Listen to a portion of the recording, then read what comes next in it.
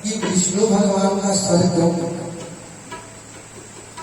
भगवान विष्णु का सर आखिर वह कौन सा कारण बना जिससे उनका सर कटा।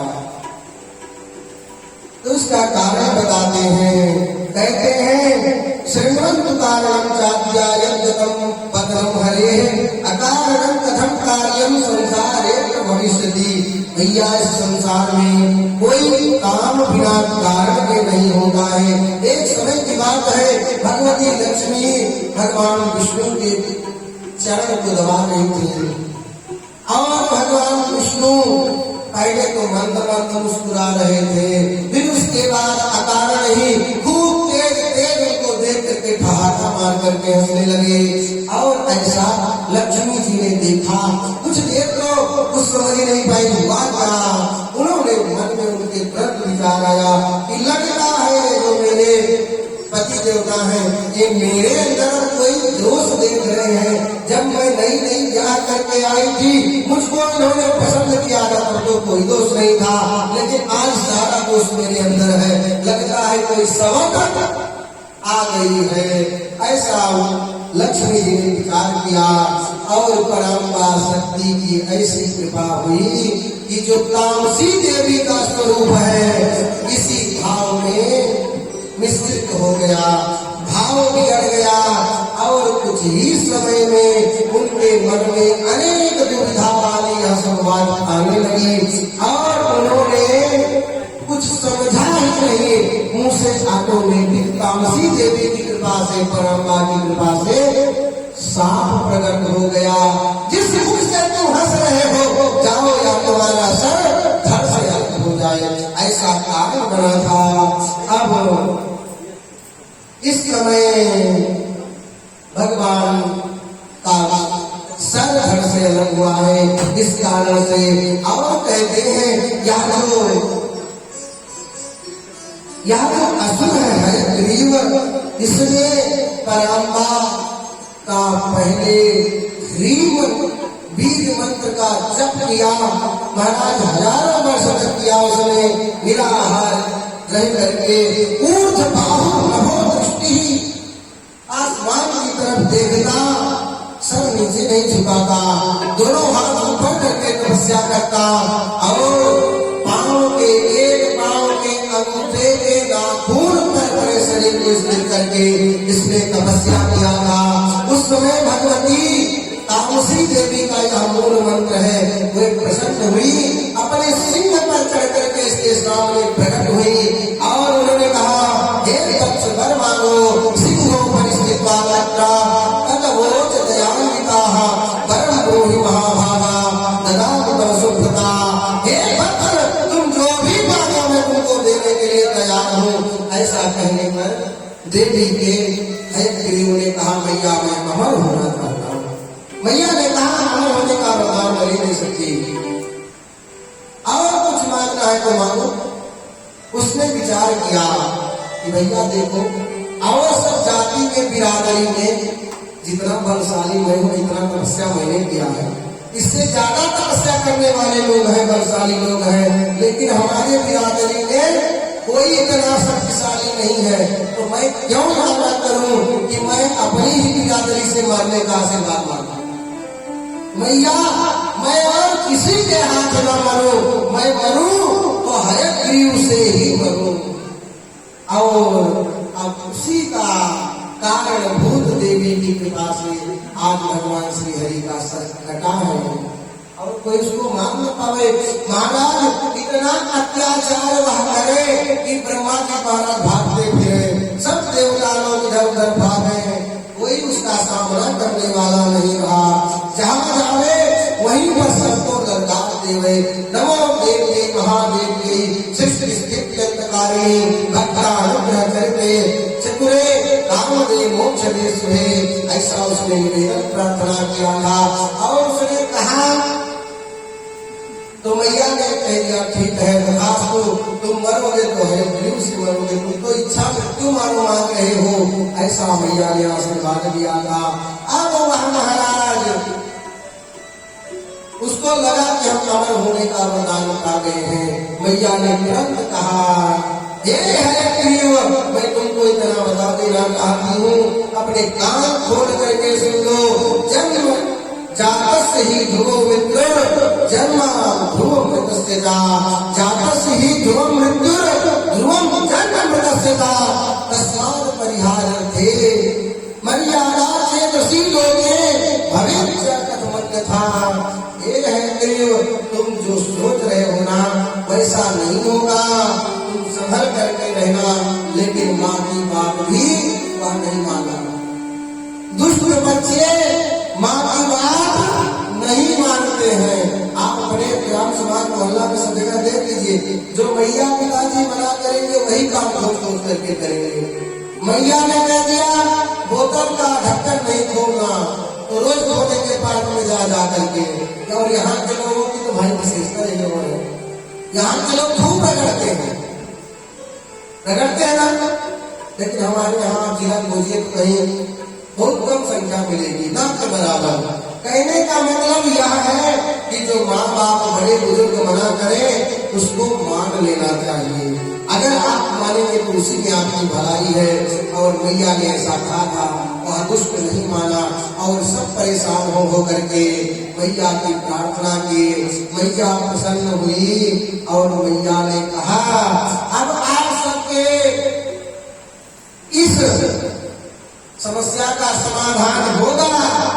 अब भगवान विष्णु के सर पर ब्रह्मा जी महाराज के निवेदन से, विश्वकर्मा जी के माध्यम से, त्वष्टा महर्षि के माध्यम से शल्य क्रिया का कार्य किया गया। ला करके घोड़े का सर जोड़ जाड़ करके ऑपरेशन करके भगवान विष्णु को तैयार कर दिए हैं और भगवान विष्णु खड़े हो गए हैं और खूब बढ़िया सा युद्ध होता है।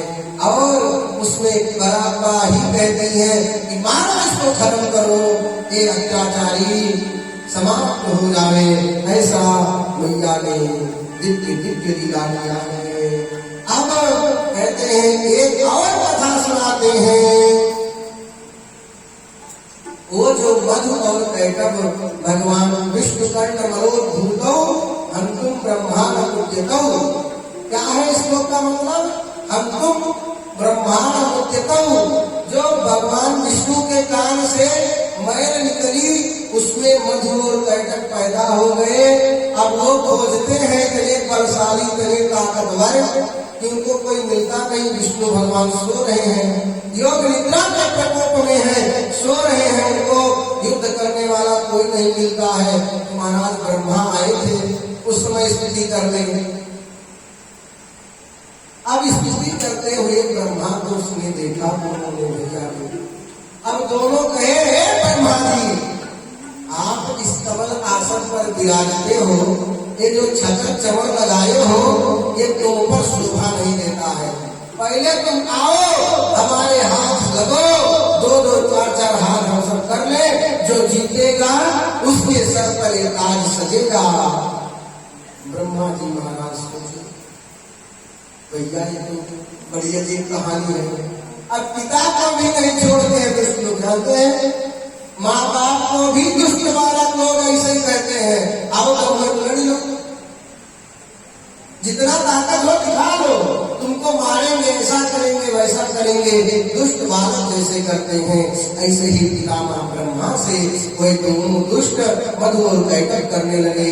ब्रह्मा जी महाराज को परेशान हुए और ब्रह्मा जी ने विचार किया। विचार ऐसा किया कि भैया मूर्खों के मुख नहीं लगना चाहिए। अगर मूर्ख व्यक्ति शक्ति में ज्यादा है तो ज्यादा बोलेंगे तो पटक के मारेगा ना। तो इसलिए पटक के मारने का है, अपने बुद्धि का प्रयोग करो। और ब्रह्मा का नाम विधाता है, बुद्धि के दाता, बुद्धि से सारा कार्य करते हैं। अब उन्होंने मन में विचार किया और कहते हैं श्रोतुकामा भजन सर्वे त्वं वक्ता पुरुषुतः मूर्खेण संयोगो विषादपि सुदुर्जरः विज्ञेन सह संयोगा सुधारस समास्मृतः जीवन्ति पसंस्तर्वे खारन्ति मोहयन्ति च जानन्ति विषयाकारं व्यवसाय सुखमद्भुतम, ऐसे अनेक श्लोकों में ब्रह्मा जी महाराज हर बात को सोच समझ करके विचार करते हैं। गुरुदेव कहते हैं ब्रह्मा जी महाराज उनके ललकारने पर सोच में पड़ गए और यूयम धन्या महाभागा धन्यो हम त्रिकले ऐसा श्रवण बुद्धिश्चा ममाद कथने विना। सूत जी महाराज कहते हैं कि भैया जानते हैं ऐसी ऐसी दिव्य लीलाएं इस संसार में घटती हैं। जब ब्रह्मा जी को उन लोगों ने ललकारा तो ब्रह्मा जी विचार करना आरंभ किए और कहता है मधो वामत्र शरीरे स्थानम सत्य महाबला वर्तते ध्यानकला कारणम साहि मदाः तया तद्विदं तोयं गदाधारम सत्यस्ति साएव परमादेवी कारणं च प्रवारयोः। कहते हैं पहले तो उसने जब उसका जन्म हुआ तो उसने जल की तरफ देखा, फिर नभ की तरफ देखा, तो इधर उधर तो कोई दिखाई नहीं पड़ा था। अब ब्रह्मा बाबा दिखाई पड़े थे, उन्हीं से लगा और ब्रह्मा जी से कहने लगा। तो ब्रह्मा जी महाराज विचार करना शुरू किए। यही कथा नारद जी महाराज व्यास जी को सुना रहे हैं। अब इधर जगत सृष्टा ब्रह्मा जी कहते भैया इसका तो कोई अच्छा उपाय निकालना चाहिए। दृष्टा युद्ध कामो महाबलु तमूजुस्ता तत्र युद्धम नो सुप्रदाः नो चेत् पद्यं परित्यज्य यथेष्टं गच्छमाचिरं यदि त्वं निर्बलश्चापि वा योग्यं शुभाफलम्। कहते भैया अब ये तो सरकार है कि अगर माँ बाबा आपके आसन पर आपको बैठने का अधिकार नहीं है, पहले आप युद्ध करो। ब्रह्मा जी चिंतन करने लगते हैं कि कहाँ जाए, क्या करें, किन कर्तव्य विमूढ़ होते हैं। और ब्रह्मा जी महाराज वही पास में विराजमान भगवान विष्णु की स्तुति करने लगते हैं। कहते हैं न जानो हम बलम न्यूना मेघयो यायथा बलम अज्ञातृत बलिकाम नैवेद्यं प्रशस्यते। और बुद्धिमान व्यक्ति को अगर चल जाए तो बिना युद्ध के ही अपने कार्य की सिद्धि करनी चाहिए। विष्णु प्रबोधया शेषे सुक्तम जनार्दनम चतुर्भुजं महावीर्यं दुःखहास भविष्यति। ऐसा उन्होंने सोचा कि बगल में भगवान विष्णु आराम कर रहे हैं, इनको जगाऊं और ये हमारी रक्षा करें। और उनके चरण में जाते हैं जगाम शरणम विष्णु मनसा दुःखनाशनम। हे श्री हरि आप जगिए, उठाने का प्रयत्न करते हैं लेकिन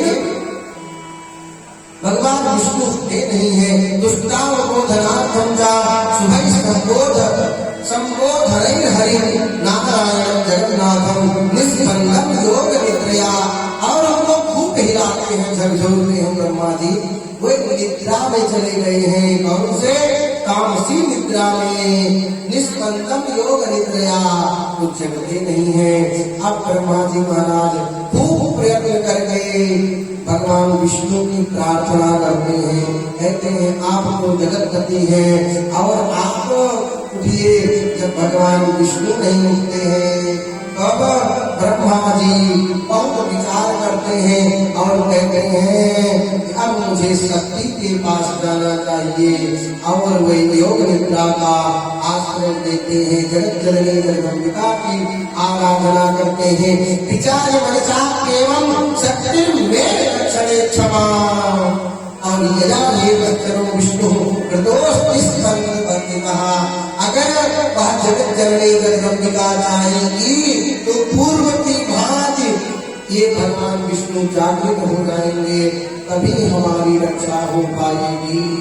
ऐसा सोचते हैं। हरि भक्त से यथा प्राप्तो जनाः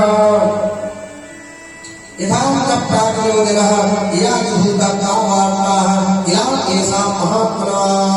और ऐसा सोच करके भगवान विष्णु के बारे में ब्रह्मा जी ने जगदम्बा की आराधना शुरू की। कहते हैं देवी त्वमस्य जगतः किल कारणं विष्णुरप्यखिल लोक विवेक करता निद्रा वसंत कविता पुरुषोत्तमेत्या का को भेद दे जननी मोह विलास लीला मूढ़ोष्ट हम हरियंत दिवस से के कृष्ण या सकल भूत मनो निवासे विद्वत्तमो विबुद्धमो विष्णु निगुणा।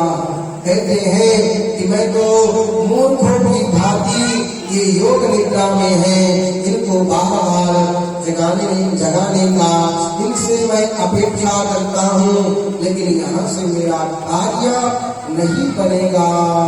अब ऐसा सोच विचार करके ब्रह्मा जी महाराज भगवती के शरण में गए हैं और ब्रह्मा सृजन लोकान में विष्णु काल जगत रुद्र संहर काले त्रय कारणम, ये तीनों लोग ऐसे कार्य करते हैं, सबको समझा है और जाना है। यस्तु सर्वेश्वर विष्णु वासुदेवो जगद्गुरु परमात्मा परानंदा सच्चिदानंद विग्रह एकदस्यारूपोषि संदेहो न परन्तपः क्षिप्र ज्ञानासिनां सुता महानते। कहते हैं देवेषु विष्णुचरितः सर्वतः सर्वपालकः यतो विराजितं सर्वं उत्पन्नं सचराचरम्। और यही जगत जननी जगदम्बा के ही इच्छा से सारे संसार का सृजन होता है। तथा सूर्यं वेदविदः साम्राज्य दिने दिने मध्याह्ने महाभागाः स्तुनुवन्ति विधैस्तवैः।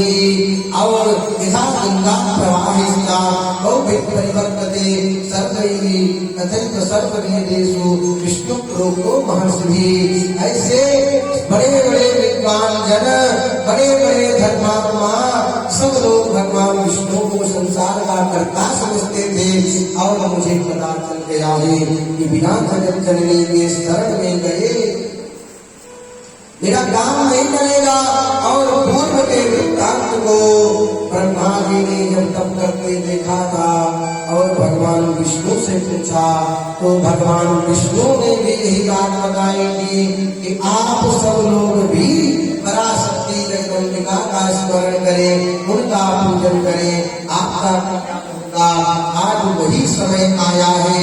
और ब्रह्मा जी ने भगवान विष्णु के द्वारा बताई हुई उस विद्या का आश्रय लिया है। अब ब्रह्मा जी तो अपने बचने के लिए उन सबसे भाग करके भगवान विष्णु के पास आए हैं। और भगवान विष्णु ब्रह्मा जी की प्रार्थना को योग निद्रा में होने के कारण सुन समझ नहीं रहे हैं। और अब वह समय आया है। उनने कहा बात ऐसी है कि पहले तो ब्रह्मा बाबा आप जो इनकी प्रार्थना कर रहे हैं इनके सामने तुमको हम दोनों मारेंगे। ब्रह्मा बाबा तपस्या करने लगे थे, जाप करने लगे थे, मानो वह तामसी देवी भगवान श्री हरि के शरीर से उठ करके खड़ी हो गई है और आसमान में खड़ी हो करके ब्रह्मा जी ने प्रार्थना किया, हे मैया या तो मुझे मारना है तो भी मेरी धनुष और बाण उठाओ और मेरी हत्या कर दो, मुझे मार दो, नहीं तो इनके हाथ मरवाना है तो भी मुझे स्वीकार है। इस बात को सुन करके पराम्बा अपनी तामसी शक्ति से ब्रह्मा विष्णु भगवान के शरीर से आसमान में निकले हैं। ब्रह्मा जी ने प्रणाम किया है और वही श्री हरि जो निद्रा में पड़े हुए थे वह खड़े हुए हैं और इन दैत्यों के साथ युद्ध करने लगे हैं। पंचवर्ष सहस्राणि यदा जातानि युद्धता हरिणा चित्तितं तत्र कारणं मरणे तयोः। कहते हैं भगवान विष्णु ने इतना पटका, इतना रगड़ा, इतना मारा, महाराज वो दोनों मरने वाले नहीं। फिर भगवान विष्णु ने मन में विचार किया कि अब मुझे इनके मरने का कारण जानना चाहिए। ये सब मरेंगे कैसे भाई? इतने समय से हम इनको मान रहे हैं लेकिन ये मर नहीं रहे हैं। अब भगवान ने सोचा, कहा कि अब 10 मिनट आराम कर लो। उन्होंने कहा या तो हार मानो या तो युद्ध करो। उन्होंने कहा अरे बलवान, तुम 2 भाई और मैं अकेला, तुम दोनों लोग मुझसे युद्ध कर रहे हो, थोड़ा आराम कर लेने दो। तुम तो एक लोग युद्ध करते हो तो दूसरा आराम करता है, दूसरा युद्ध करता है तो दूसरा आराम करता है, और मैं तो लगातार इतने समय से तुम दोनों से युद्ध कर रहा हूँ। 15 वर्ष सहस्त्राणी मया युद्धम खत्म किला, नामस्तांतो दानो घोरो शांतो हम चैतमद्भुतम। ऐसा दिव्य युद्ध भगवान ने किया, और उन सबके मरने के बारे में कैसे से मरेंगे इसका चिंतन आरंभ किया बैठ करके। प्रभु ने चिंतन आरंभ किया। इत चिंता परम दृष्टा हरिम हर्ष पराकुहौ ऊच पुष्टो मनोन्मत्तो मेघ गंभीर रनिष्कनो। कहते हैं इतने में ही उन दोनों ने विचार करके ब्रह्मा से कहा, ये ब्रह्मा, पहले तो हम तुम्हें मारना चाहते थे, लेकिन तुमको बचाने के लिए विष्णु खड़े हो गए, इसलिए हम पहले विष्णु को मार रहे हैं, और हमारे इस युद्ध के और इनको मारने की गवाही तुम लोगे। तुम्हारी आंखों के सामने हम इनको मारेंगे। अब तो ये थक गया है, हार गया है। और विष्णु भगवान ने विचार किया। उधर योग माया आसमान में खड़ी थी, और भगवान विष्णु आराम कर रहे थे। उन्होंने कहा, हे योग माया, अरे इन सबका कैसे मरण होगा? मैया ने इशारा किया। मैया तो पहले खिलखिला करके हंसी कि मेरे बिना शक्ति के संसार में कोई शक्तिमान नहीं हो सकता है। जानते हैं, इसी जगत जननी जगदम्बा की एक शक्ति लक्ष्मी के रूप में भगवान विष्णु का कार्य करती है, दूसरी शक्ति पार्वती के रूप में शंकर के साथ संहार का कार्य करती है, तीसरी शक्ति ब्रह्मा जी के साथ ब्रह्माणी के रूप में सरस्वती का कार्य करती है। ऐसे संसार बिना शक्ति के नहीं चलता है। अब भैया उन्होंने कहा कि मैं आपका अवश्य मदद करेंगे, ऐसा मैया ने आशीर्वाद मानो दिया है। अब नमो देव्यै महादेव्यै सृष्टि संहार कारिणी अनादि निधने चंडी मुक्ति मुक्ति प्रदेशिवे। हे चंडिका, आपको जगत का संहार करने में हमारा सहयोग करें, ऐसी आपसे अपेक्षा है। कृतांजलि रमे आत्मा कांत पुष्टाल योग वितो। ऐसे भगवान विष्णु ने हाथ जोड़ करके योग निद्रा से मानो परांबा से निवेदन किया है, और उन्होंने कहा कि अब निश्चित ही मैं आपके साथ हूँ, और आपका कार्य पूर्ण होगा, आपको विजय श्री प्राप्त होगी। मानो मैया ने भेद बता दिया है। अब मरणे वरदानते ततो ज्ञातम महाभुतम ज्ञात्वाहं शरणं प्राप्तस् त्वामत्र शरणप्रदम। कहते हैं इतना वहां से निवेदन किया था। अब मैया आसमान में खड़ी है, और मधुकैटभ युद्ध के लिए सामने ललकार रहे हैं, और मधुकैटभ के सामने मैया खड़ी है, और भगवान विष्णु कहते हैं, हे वीरों, तुमने हमारे साथ 5000 वर्ष तक युद्ध किया है, कोई 5 घंटे भी नहीं टिक सकता, इसलिए मैं तुम्हारे ऊपर प्रसन्न हूँ, और तुम दोनों मुझसे वरदान मांगो। अब एक तरफ वे दोनों दैत्य भगवान विष्णु को देखते हैं, और एक बार माँ को जगत जननी जगदम्बा को देखते हैं, और दोनों शर्मा जाते हैं। दोनों शर्मा जाते हैं। कहते हैं ये स्त्री, वो तो स्त्री समझ रहे हैं जगदम्बा को, ब्रह्मा को, और शरीर को बना करके जगदम्बा वहां बैठी हैं। उनके अंग प्रत्यंग मानो अपने तरफ आकर्षित करने वाले हो, ऐसे देख करके वे माँ को देखकर मोहित हो रहे हो। माँ ने भी इतने में क्या किया, एक कान उनके ऊपर छोड़ा है और मैया के कान से वे व्यामोहित हो गए हैं और व्यामोहित होकर के वे दोनों विचार करते हैं कि मैं इस सुंदरी के सामने अपने शक्ति का पराभव स्वीकार करूं कि मेरे अंदर ताकत की कमी है, मैं इनसे वरदान मांगू, मैं ऐसा करूंगा। उन दोनों ने आपस में विचार किया। सहाभ्यम कुरुणे मातः किन्नो हम कर्मणः दिव्यो वरदानेन देवा क्या सरितवा। ऐसे भगवान विष्णु ने कहा था।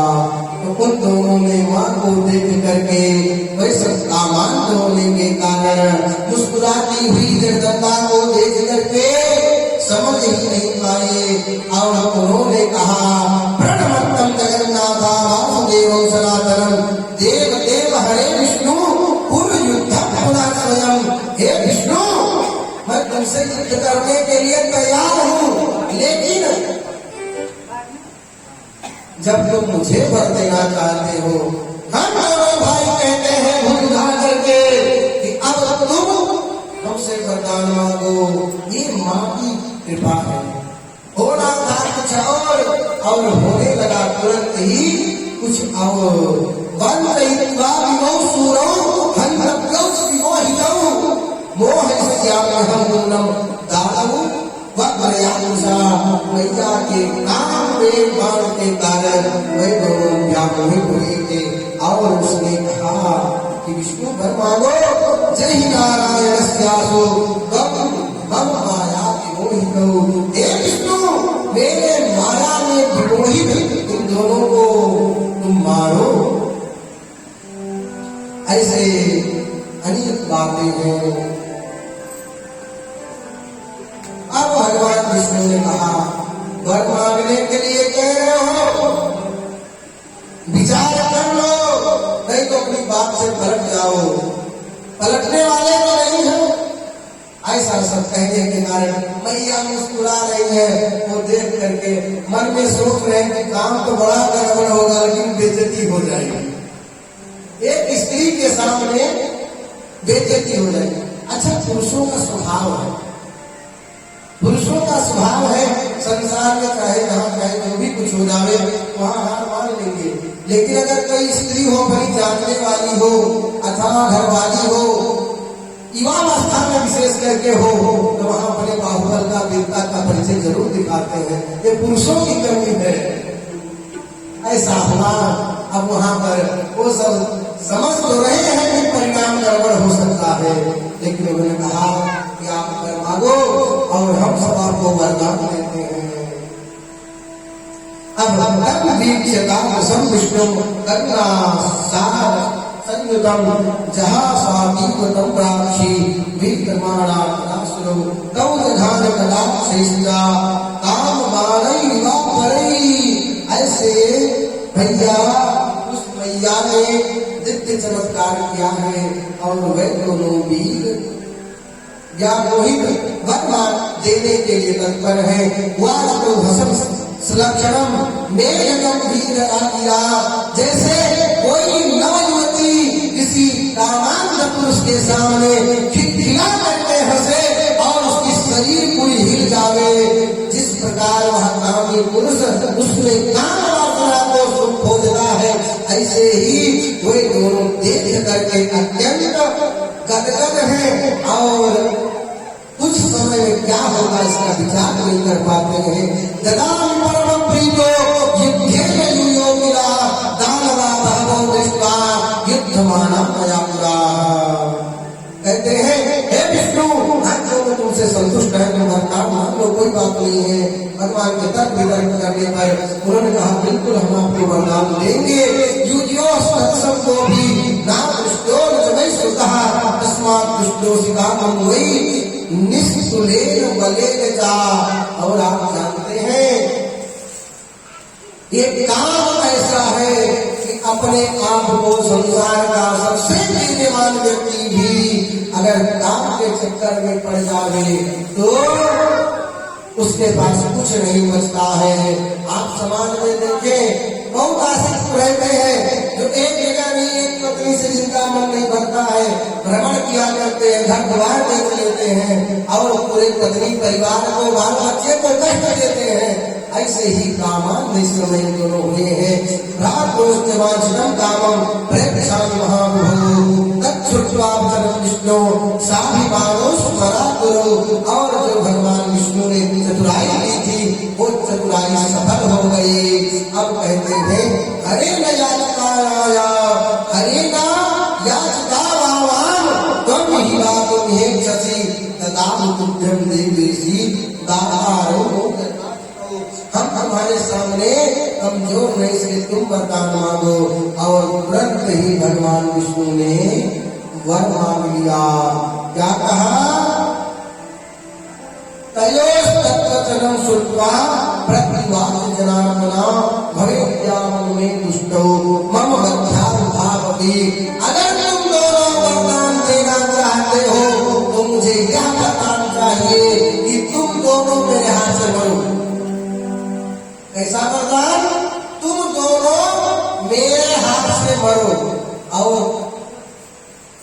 कहा मरो, कैसे मरो? उन्होंने कहा ठीक है लेकिन मरूंगा आपके हाथ, लेकिन यहाँ नहीं मरूंगा, इनके सामने तो कब तक नहीं मरूंगा।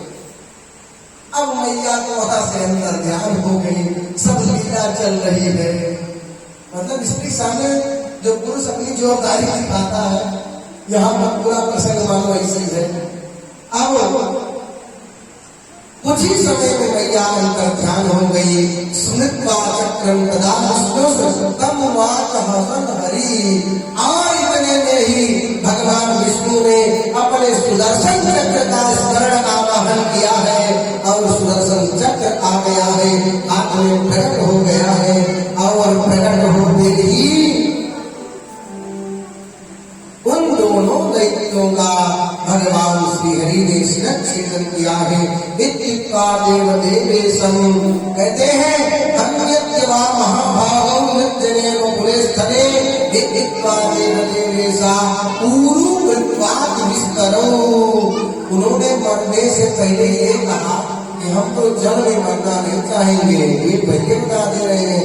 अब जब ऐसा उन्होंने कहा कि जल के अलावा कुछ था नहीं, केवल जले जल था, अब उन्होंने अपने शरीर को कड़ा कर दिया है मरने से पहले। अब भगवान विष्णु ने विचार किया और ओम का उच्चारण किया और व्यूह रूप में अपने शरीर को बनाया है।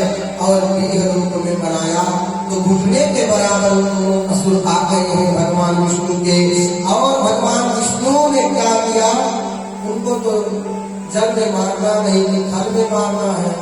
भगवान विष्णु बैठ गए, बैठ करके उन दोनों दैत्यों को पकड़ा और अपने जंघे पर उठा लिया दोनों को।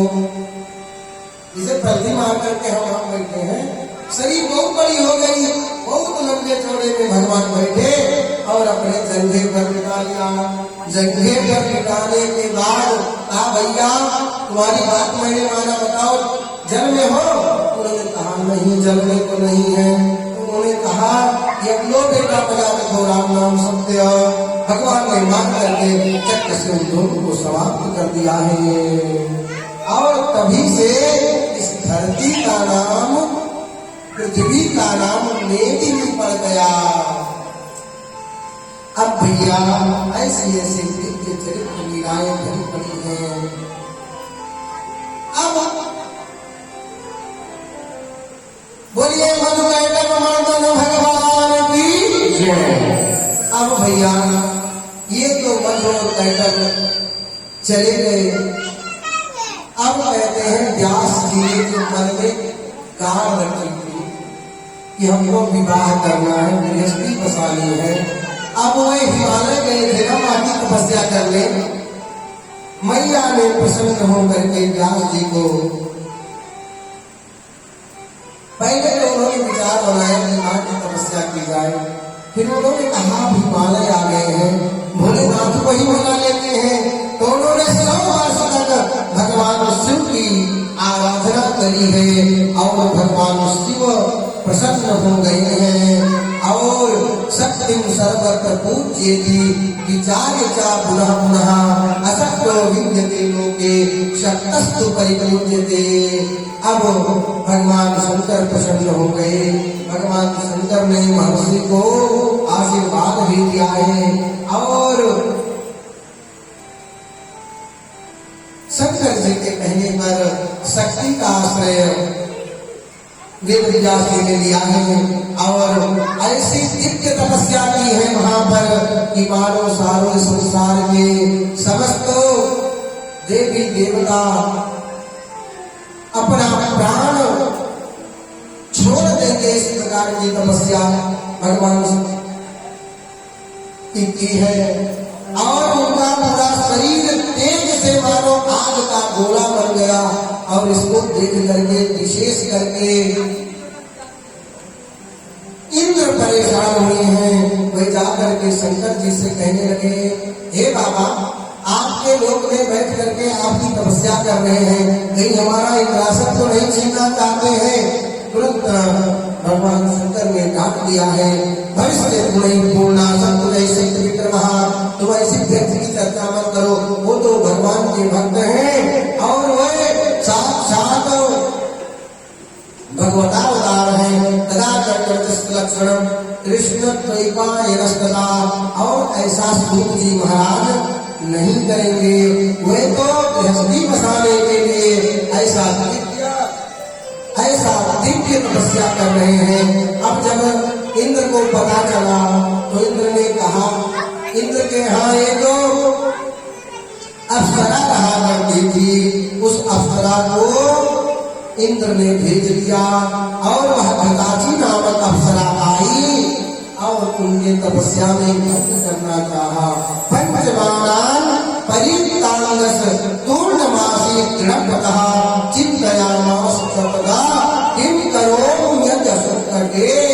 कहते हैं उस घृताची ने उपाय करके इस व्यास जी के ऊपर अपना देव संकट को काटने का प्रयत्न किया। धर्मस्य पुरतः प्राप्ते काम भावे उल्लासदे हसस्यन्ति महात्मानः तापसा कांत विह्वलम् तपस्तप्ता महाघोरम् पूर्ण वर्ष सतत तुझा। कहते हैं ऐसे 100 वर्ष तक तपस्या करने के बाद, नियम से रहने के बाद, संयम धारण करने वाले व्यास जी इतना तपस्वी व्यक्ति भी उस अप्सरा के सुंदरता से उसके शरीर पर उसके सुंदरता पर काम शक्ति से व्यापृत हो गए।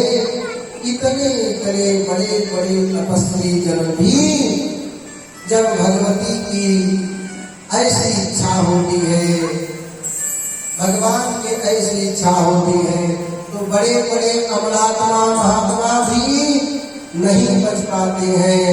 उनके ऊपर भी ऐसा ऐसा कलंक का टीका लग जाता है। अब आप सोचिए, 100 वर्ष तपस्या किए और अप्सरा से संयोग होने की स्थिति आ गई। और व्यास जी ने तो पहले ही इसी कारण से किया था कि मुझे गृहस्थी प्रसादी है। गृहस्थाश्रम संभूतम सुखदम पुत्रकामदम स्वर्गदम तथा प्रोक्तम ज्ञानदाम मोक्षदाम तथा। और इस गृहस्थाश्रम में सुख की प्राप्ति होती है और मरने के बाद स्वर्ग आदि योग प्राप्त होना है। वह जो मन की कामना थी वह पूर्ण हुई। और आपने कल सुना था पूर्व के चरित्र में कथा आई थी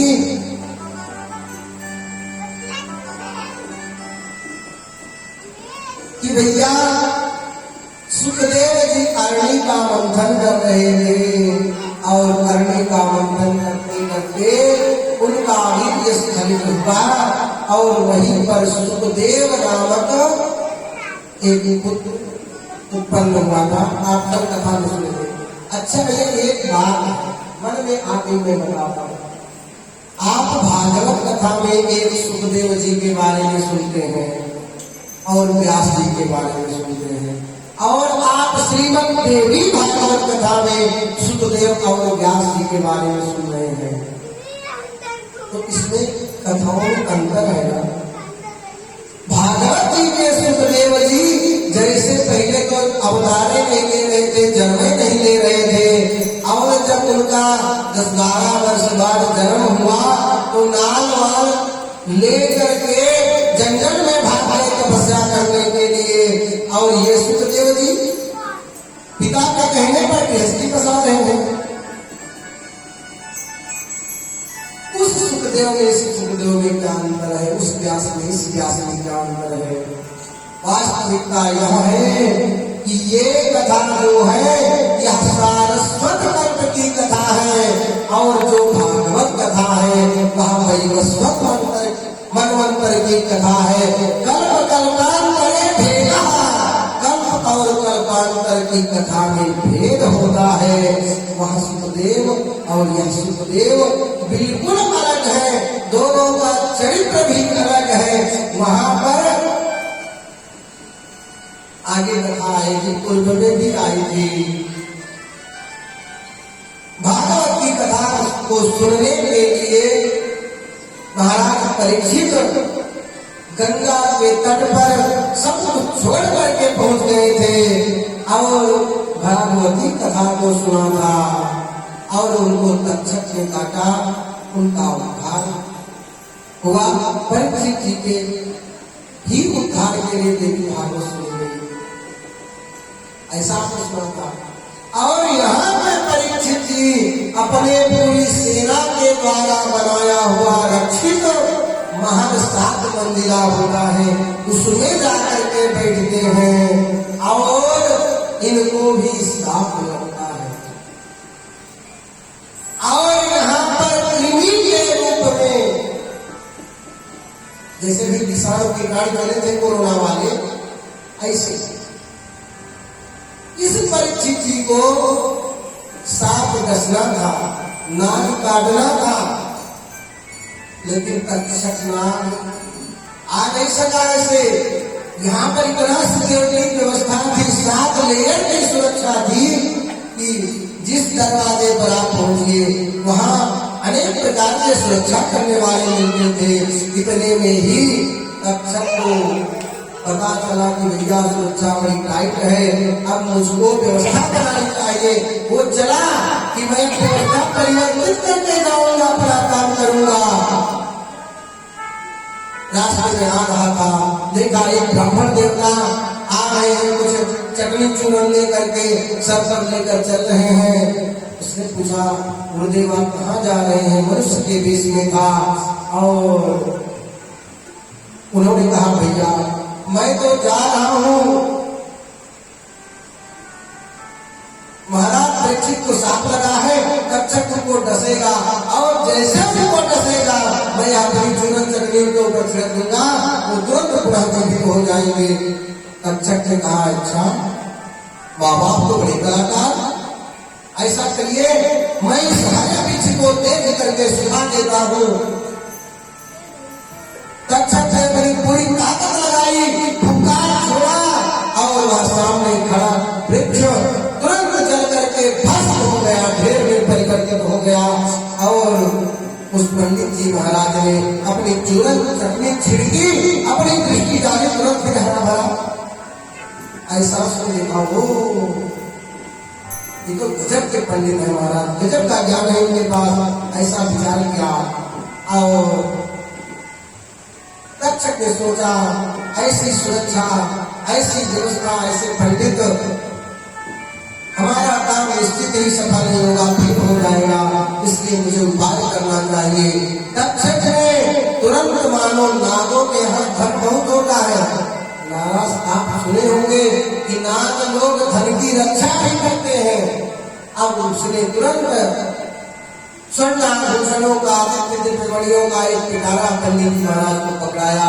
हे महाराज, आप कहाँ जा रहे हैं? राजा के पास जाएंगे, राजा को बचाएंगे मृत्यु से, तो राजा क्या करेगा? बहुत कुछ करेगा, आपको धन देगा, मोहमानी दौलत देगा ना, वहां जो देगा इतना दूर जाने पर आपको मिलेगा, मैं यही आपको दे रहा हूँ और आप वापस आइए। पंडित महाराज लेकर के वापस चलिए और तक्षक ने तुरंत एक महर्षि का रूप बनाया है और महर्षि का रूप बना करके जाकर के परीक्षित के उस 7 भुवन के 7 मंजिला महल के सामने खड़ा हुआ है और देखता है यहाँ पर तो सब बड़ी टाइट सुरक्षा व्यवस्था है। अब उसने व्यवस्था बनाई। एक पंडित जी महाराज गुरु जी लोग आ रहे थे, उनको नहीं रोका जा रहा था। वो लोग अपना अपना भेद सामग्री लेकर के ऊपर जा रहे थे। सब चर्चा चल रही थी कैसे हमारे बचने का उपाय यज्ञ किया जाए, ऐसी चर्चा में सब सम्मिलित हो रहे थे। एक पंडित जी थोड़ा टोकरी में फल रखे थे, उस तक्षक ने तुरंत अपना रूप कृमि का धारण कर लिया, छोटे से कीड़े का रूप बनाया और उसी फल की टोकरी में घुस गया। अब वो ले जा करके संत महात्माओं को तो कहीं रोक नहीं होती है। आज भी हमारे उत्तर प्रदेश में मुख्यमंत्री बाबा है ना, तो संत महात्मा जहाँ चाहे वहाँ जावे, उनके लिए कोई रोक नहीं है। बाकी सबके लिए रोक है। बाबा जब से हमारे यहाँ के मुख्यमंत्री बने तब से कहीं रोक नहीं है सबके लिए, कहीं भी हम सब आते जाते हैं, उठते बैठते हैं। तो ऐसे उसने कृमि का कीटाणु का रूप धारण किया है, जैसे आपके यहाँ कोरोना चला था और जैसे तक्षक के पास तक्षक उस टोकरी के माध्यम से उस सभा में पहुंचा है, राजा को भेंट किया गया है। उसी छोटे से कीटाणु ने बड़े से तक्षक का रूप ग्रहण किया और तुरंत एक बार प्रहार किया, वहीं पर जब करके परीक्षित जी भस्म हो जाते हैं। ऐसी देवी भागवत की कथा, दोनों को बहुत अंतर है। और वहां के सुखदेव जी विवाह लेके महाराज जंगल चले गए, पढ़ करके भागवत कथा सुनाने लग गए बस। और यहाँ के सुखदेव जी वहां के सुखदेव जी डायरेक्ट जंगल गए थे और देवी भागवत के सुखदेव जी वेदाध्ययन सारे संस्कार होने के बाद शिक्षा ग्रहण करके आते हैं, पिता के आश्रम में रहते हैं। और कल आश्रम में पुत्र पहुंचा था, सुखदेव जी पहुंचे थे और पिता ने कहा बेटा अब मैं तुम्हारे लिए एक सुंदर सी कन्या देख करके तुम्हारा विवाह कर देता हूँ। यही थी ना। अब विवाह की चर्चा शुरू हुई है। अब महाराज व्यास जी कहते हैं कि बेटा आप गृहस्थी कर लो, और पुत्र मना करता है ये पिताजी आप मुझे कैसे पिता है कि आप नोट पे लकड़ी वाले धंधे में ढकेलना चाहते हैं। हर गृहस्थी चाहता है कि उसका बालक गृहस्थ आश्रम में आए और हर साधु चाहता है कि उसका चेला संन्यास ले ले। सब लोग अपनी संख्या बढ़ाने में लगे हैं महाराज, संख्या पर बढ़ाने में दुनिया लगी हुई है। ऐसा सब हुआ है। और जब व्यास जी की बात को सुखदेव जी ने अस्वीकार कर दिया तो व्यास जी ने कहा हे पुत्र अब ऐसा करो तुम आओ मेरे पास और मैं तुम्हें देवी भागवत पुराण को सुनाता हूँ, पढ़ाता हूँ। ना हम गृहम करिष्यामि दुःखदं सर्वनाथतः वासुरात् सदृशं नित्यं बन्धनं सर्वदेहिनम्। हे पिताजी महाराज आप तो मुझे मानव तन मन से बंधने का उपाय गृहस्थाश्रम के लिए बता रहे हैं, इसलिए हे पिताजी मैं गृहस्थी ग्रहण नहीं करूंगा। ब्रह्मा विद्या सुखी विष्णु लक्ष्मी प्राप्त्या मनोरमाम भेदम प्राप्तो सततम सर्गामयी सुरेशहा। कहते हैं इस संसार में कोई सुखी नहीं है, जिसने गृहस्थी किया है वह तो और ज्यादा परेशान रहता है। कभी लक्ष्मी को देख करके, कभी पार्वती को देख करके दैत्य लोग उन्हीं हैं और इस संसार में कोई सुखी नहीं है। इसलिए हे पिताजी, मैं गृहस्थी बसा करके और भी परेशान होना नहीं चाहता हूँ। बड़ी व्यवस्थित बहुत भारी चर्चा है यहाँ पर। अब सूत जी महाराज समझाते हैं, एवं विधान वाक्यानि श्रुत्वा व्यासस्य च संप्राप्य महीम चिंताम किं करोमि संशयः। हे पुत्र, इस शंका का निवारण तो मैं तुम्हारे करा सकता हूँ। सही है, सुखी नहीं है, लेकिन बिना विवाह किए भी आपको सब कुछ वही करना पड़ेगा जो विवाह करने पर करते हैं। अब जानते हैं इस सनातन धर्म के 4 स्तंभ, धर्म अर्थ काम मोक्ष, और इस सनातन धर्म के 4 आश्रम। सबसे पहले ब्रह्मचर्य, फिर गृहस्थाश्रम, फिर वानप्रस्थ, फिर संन्यास। और पुत्र इस संसार में रहने पर मोक्ष आदि प्राप्त करने के लिए, वैसे तो कहा गया है ब्राह्मणस्य शरीरोऽयं क्षुद्र कामायनेष्यते तपसा प्रेत्या तपसा चेत्या अनंत सुखाय जा पेट्या अनंत सुखाय जा। या तो ब्राह्मण का शरीर है या क्षुद्र कामों के लिए भोग भोगने के लिए नहीं प्राप्त है महाराज, या तो भगवान को प्राप्त करने के लिए प्राप्त है। लेकिन यहाँ पर कहते हैं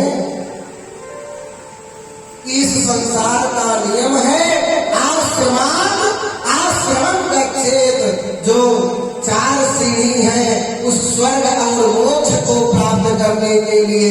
कोई चाहे हम डायरेक्ट 4 सीढ़ी भाड़ा मार जावे, चढ़ जावे तो नहीं चढ़ सकता है। इसलिए नियम है पहले ब्रह्मचारी बनो, फिर गृहस्थी बनो, फिर वानप्रस्थी बनो, और सबका अनुभव करने के बाद मिश्रित अनुभव से उस परमात्म तत्व को प्राप्त करो, ऐसा उन्होंने बताया है। कहते हैं अहो माया धर्म चोरम चोत्रम यन्मोहित पंडितम वेदांत जगत्तारम सर्वज्ञम वेद संहितम। और यह मैं नहीं, यह सारे धर्म शास्त्र समस्त वेद यही कहते हैं, ऐसे कह करके सब सुनाया है। और अब कहते हैं पाराशर्य महाभागा सर्वेषां मोहकस्त्रयं किं शोकं कुरुष्वे स्वामिन् मन्यथा प्रतितो नरः। हे व्यास जी महाराज, आप इतना शोक क्यों कर रहे हैं? बहुत कुछ कह करके सुनाते हैं। कहते हैं व्यासवाचा पठपुत्र महाभागा मां मया भागवतं कृतं शुभं न चापि विस्तीर्णं पुराणं ब्रह्म संहितं। हे पुत्र, मैंने तुम्हारे लिए श्रीमद् देवी भागवत महापुराण को निर्मित किया है, बनाया है। तुम मेरे पास आओ और इसको पढ़ो।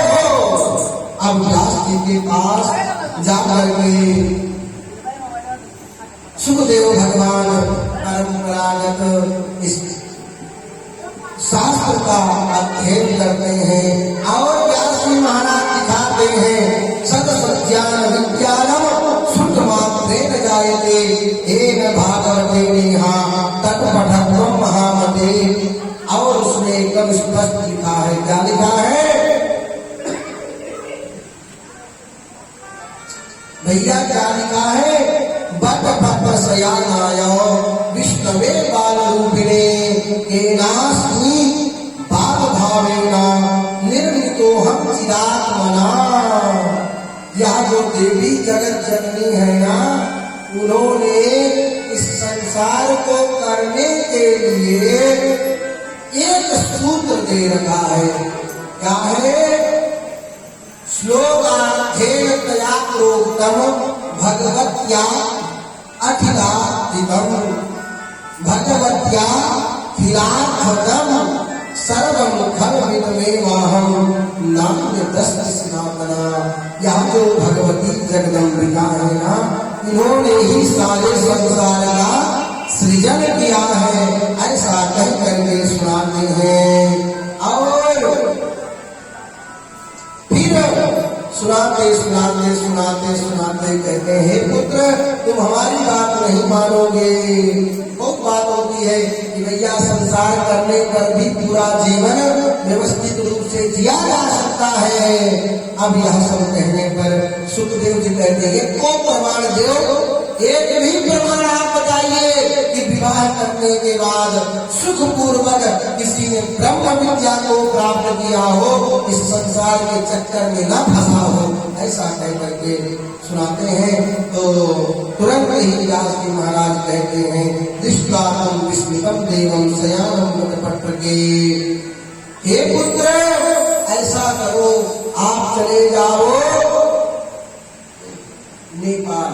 कहाँ? आज का नेपाल, जहाँ की आप हैं, नेपाल और जानकी मंदिर चले जाओ। कहाँ जाना है? मतलब जनक जी के यहाँ आपको जाना है और आपको वहाँ पर सारा उत्तर मिल जाएगा। जब व्यास जी ने सब पढ़ा करके उनको बताया तो वे कहते हैं, हे पिताजी ब्रह्मणा संगृही पंचा विष्णुस्तु नाभिपंकजे ज्ञानकायतने नूतम पुत्रायान्त बुद्धये। हे पुत्र तुम वैसे भी बहुत बुद्धिमान हो और ये जो संसार का कल्याण करने वाला पुराण है इसको मैंने तुम्हें दे दिया है। अब तुम इससे परिपूर्ण हो गए हो, अब तुम जाओ। कहाँ जाना है? राजा जनक के यहाँ।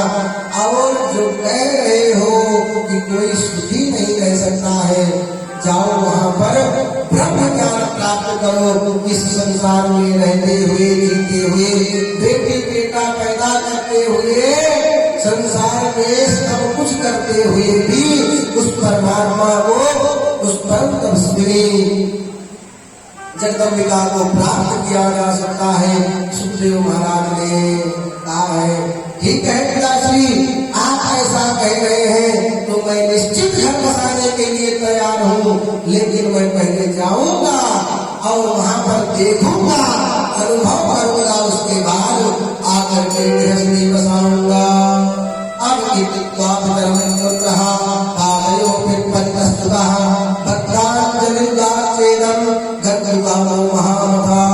अब वो पिताजी को साष्टांग प्रणाम करके वहां से चल देते हैं। और कैसे जाते हैं? गुरु के पास कैसे जाना चाहिए इसको समझिए, क्योंकि यहाँ से अपने शंका का समाधान करने के लिए जा रहे हैं और जनक जी को मिलने के लिए जा रहे हैं, तो उनसे ब्रह्म ज्ञान प्राप्त करने के लिए जा रहे हैं, उनसे शिक्षा ग्रहण करने के लिए जा रहे हैं।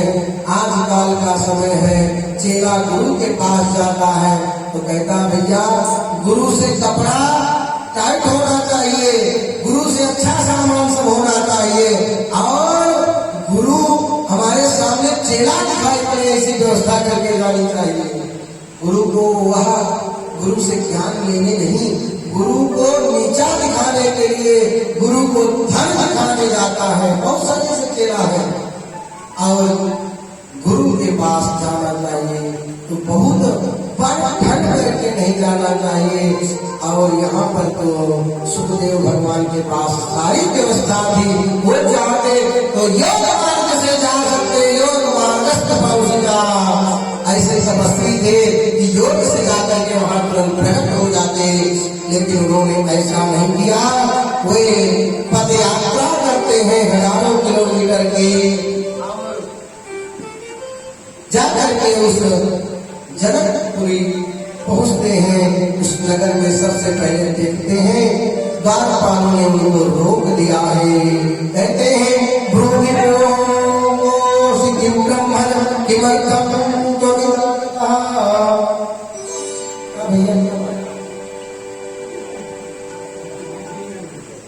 तो कहते हैं हे ब्राह्मण, हे ब्राह्मण देवता, आप बताएं किस कारण से आए हैं। द्वारपालों ने रोक दिया, पूछ दिया। अब महाराज नाराज होने लगते हैं। कहते हैं भैया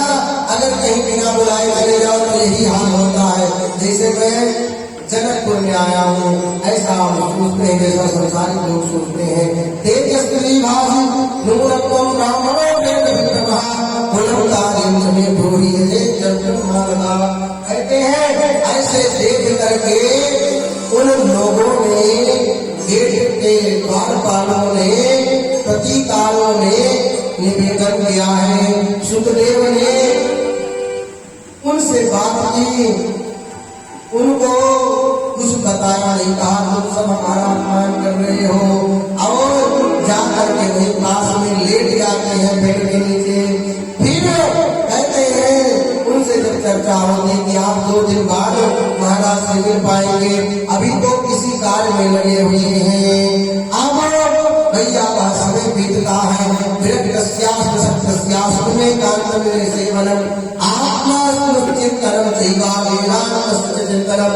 और अपने मन में विश्वास करते हैं कि सच्चे विद्वान को चाहिए कि वो नित्य निरंतर भगवत स्मरण करते हुए अपने नित्य नैमित्तिक कार्य में लगा रहे। और ऐसे सब करने के बाद में पुनः जाते हैं, जो गायक द्वारपाल ने किया होता है, जाकर के खड़े होते हैं।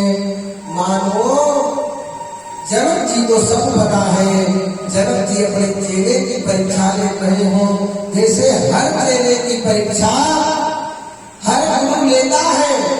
जो इसका प्यारा नहीं रहता है गुरु, वो केवल मीठी मीठी बातों से नहीं रिश्ता है, पहले चेले का परीक्षा करता है, फिर कुछ आगे मंत्र तंत्र बात होती है। तब ऐसे समय आया, ये सुबह सुबह उठे और जितेंद्रियम मुनिम मत्वा सरदार पर्यचरस्तथा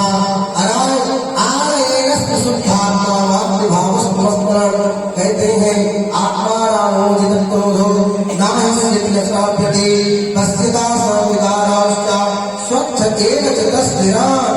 ऐसे इन्होंने विचार किया और फिर से खड़े होकर के द्वार पर जा पहुंचे।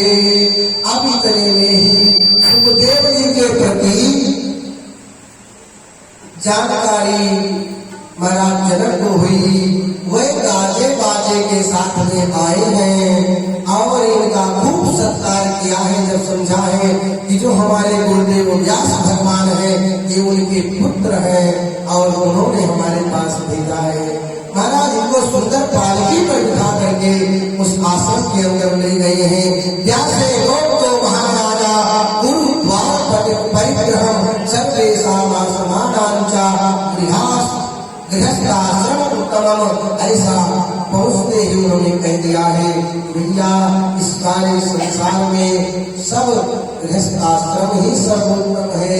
और इन्होंने प्रश्न किया, प्रश्न के उत्तर में बहुत कुछ महाराज जनक से सुखदेव जी की बातचीत होती है। विरक्तस्याधिकारोस्ति सन्यासी सायधात्मके वेदवाक्यमिदं तथ्यं नान्येति मति ममा। और बहुत सारे वेद शास्त्रों के प्रमाण को दे दे करके दोनों लोग आपस में बात करते हैं। जनक कहते हैं इंद्रियाणि मनिष्ठानि नान्युक्तानि मानवा अपक्वस्य प्रकुर्वन्ति विकारास्थानि एकसा। कहते हैं जो इंद्रियां है ना, यह बहुत बलवती है और जब तक ये विषय वस्तु को भोग नहीं लेते हैं तब तक मन इधर उधर प्रवृत्तियां करती है। इसलिए गृहस्थाश्रम संस्थो भी शांता समविरात्मान न कहचेन ले भाषे समो यथा भवेत्। कहते हैं जब गृहस्थाश्रम को लोग बसाते हैं उस समय ये जो मनोस्थिति है और जो ज्ञानेंद्रियां है, कर्मेंद्रियां है, ये शांत हो जाती हैं और समय भर हिसाब भर सब कुछ इस शरीर की आवश्यकता है उसकी पूर्ति करनी चाहिए और समय पर भगवत प्राप्ति का उपाय करना चाहिए।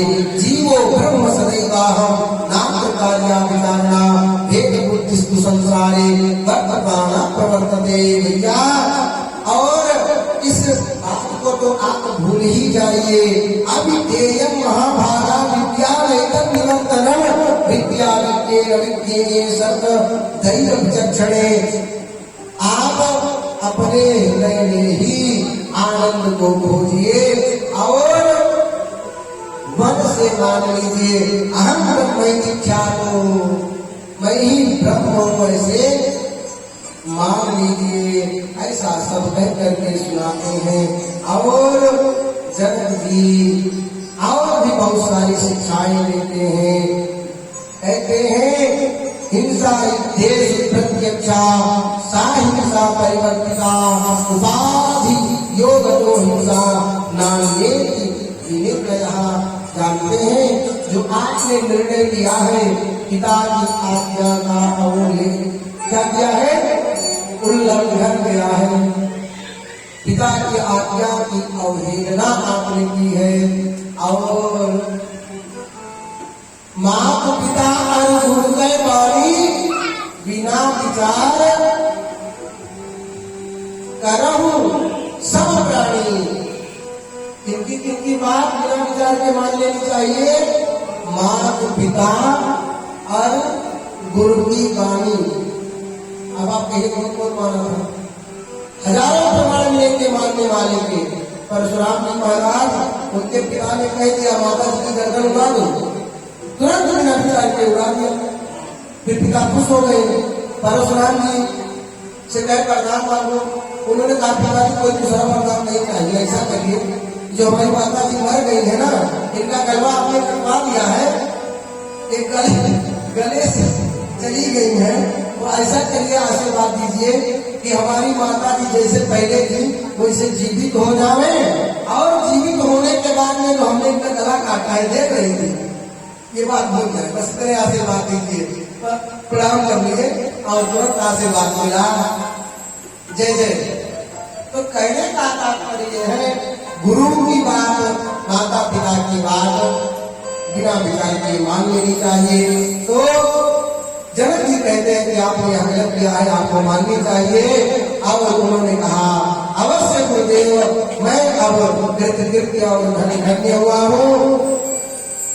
अब व्यास जी की बात वहां से चलते हैं, यहाँ आकर के व्यास आश्रम में पहुंचते हैं और इन्होंने गृहस्थी को बसाया है।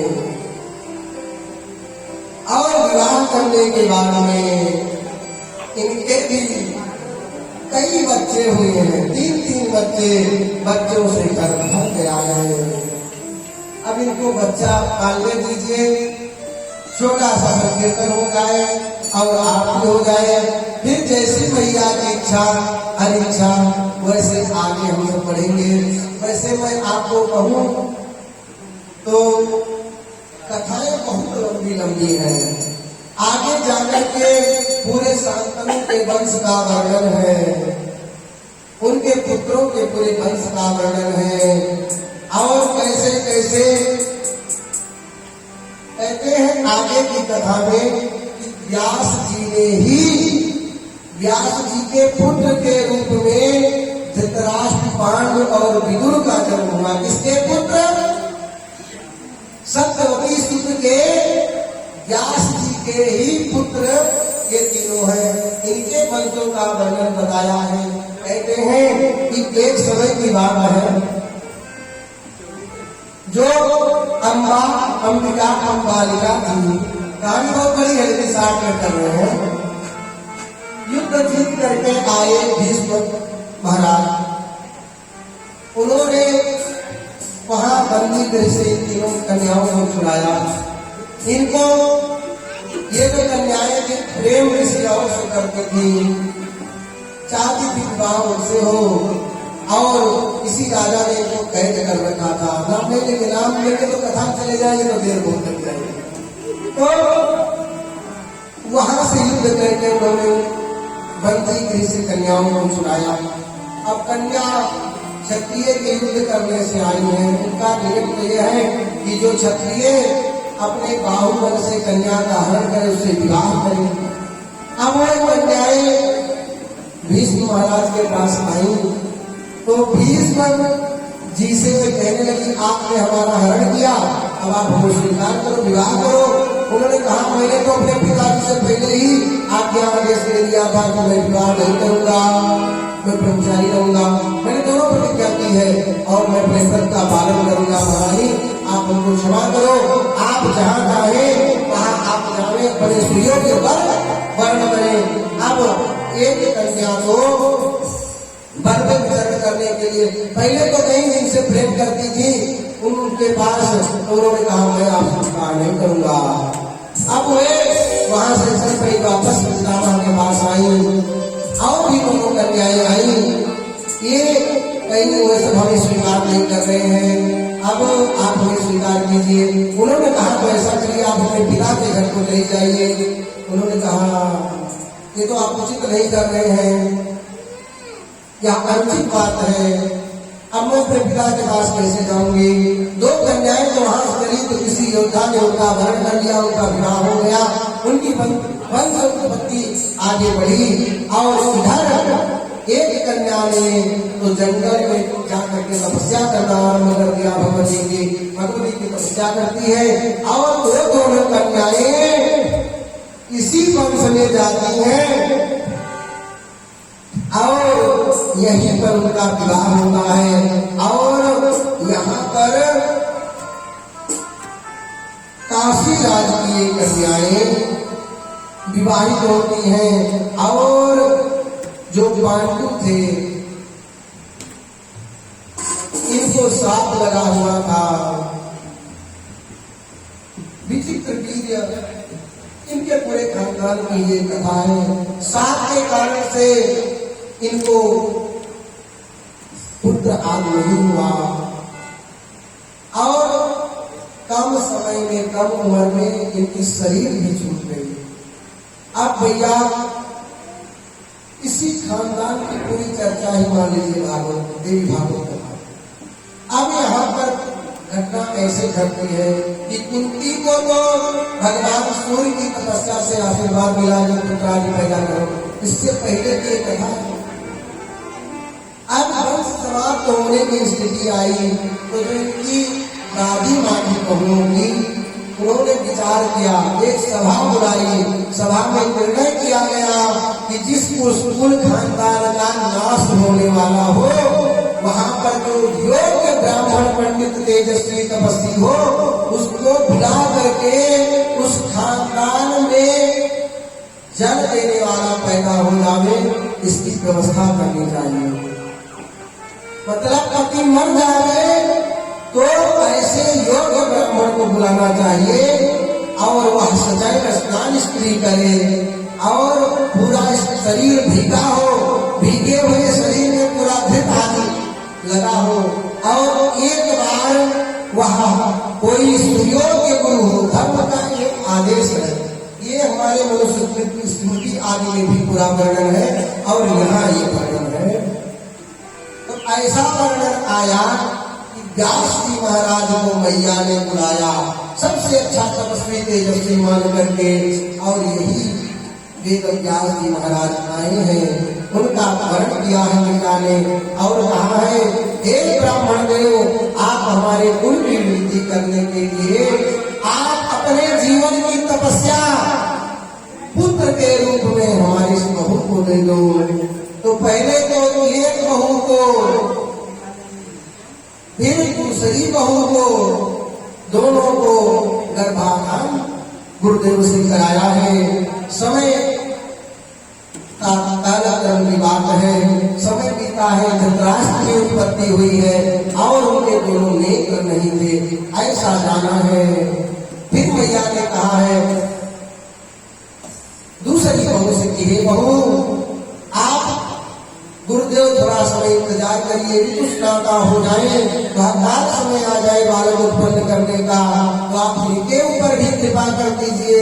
तो दूसरा गर्भाधान हुआ है, उस समय महाराज पांडु की उत्पत्ति हुई है और जब पांडु को भी रोग था, पांडु को क्षय रोग आदि, तो उसके पुत्र आदि की उत्पत्ति नहीं हो सकती थी। वंश को चलाने वाला कोई चतुर चालाक चाहिए।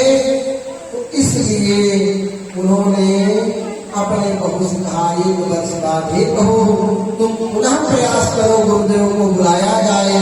गुरुदेव को पुनः बुलाया गया है। गुरुदेव कृपा करने के लिए पधारे हैं। इस बार बहू शर्मा गई। बहू ने कहा, हे दासी, मैं अब नहीं जाऊंगी। अब ऐसा करो कि तुम गर्भाधान कराओ। और उस दासी ने गर्भाधान कराया है और एक सुंदर पुत्र विदुर जी प्रकट हुए हैं। ऐसी दिव्य कथा है, उनसे इस वंश का फिर से विस्तार हुआ है। अब भैया ऐसे ऐसे दिव्य कथाएं हैं, कितना विस्तार किया जाए। अब आगे की कथा कल सुनेंगे हम। और आप